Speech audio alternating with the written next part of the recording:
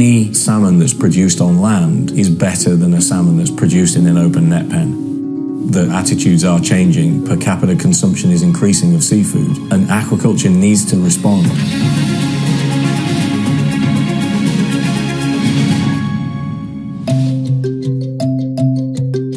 My name is Kirk Havercroft, and I'm CEO for Sustainable Blue, which is a land-based salmon farm situated on the Bay of Fundy.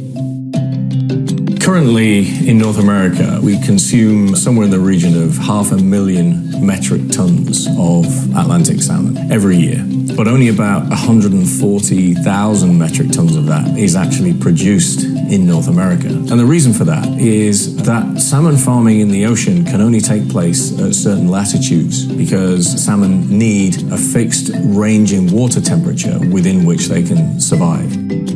There's what we call open forms of aquaculture, and this is where we see cages or pens that are suspended in the open ocean. So if there are any diseases or anything like that, there's no way of protecting your fish from that. And that's a critical piece of the problem that we're trying to solve.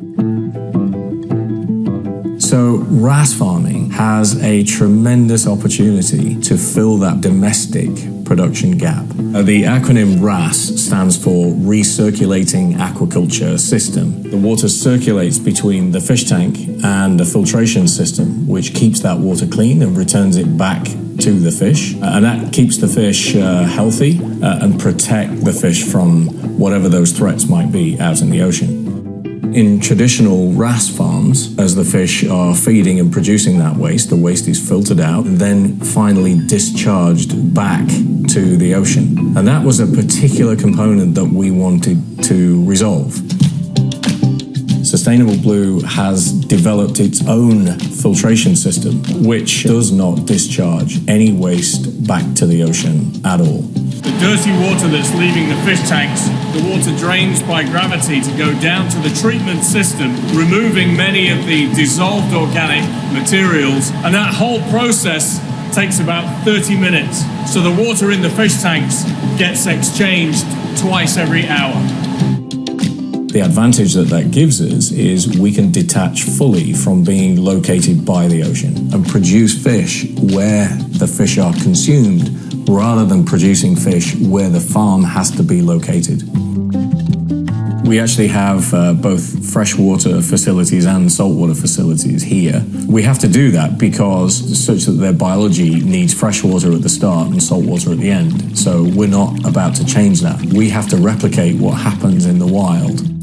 We bring eggs into the farm, into a hatchery, which is freshwater. They'll hatch, we'll rear them onto solid feed, and then when they're about sort of 9 or 10 months old, they transfer into saltwater and then complete their growth cycle all the way up to about 10 pounds.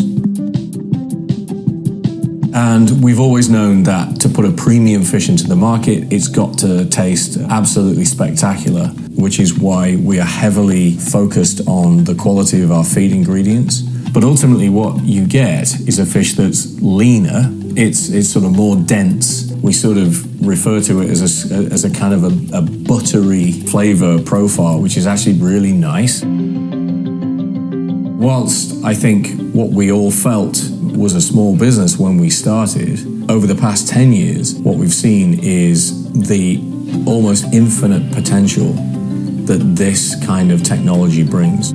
It has given Sustainable Blue the position of being, to the best of our knowledge at least, the only zero discharge saltwater aquaculture facility anywhere else in the world.